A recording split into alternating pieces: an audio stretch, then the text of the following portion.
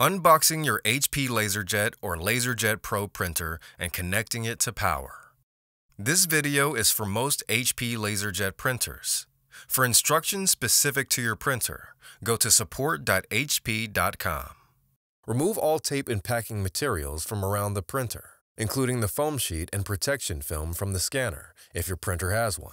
Lift the scanner assembly and then lift the toner cartridge access door. Remove all packing materials inside the printer. Grasp the handle of the toner cartridge and remove it from the printer. Remove all packing materials from inside the cartridge area. Remove the plastic from the printer and toner cartridge. Insert the toner cartridge into the printer until it is firmly seated.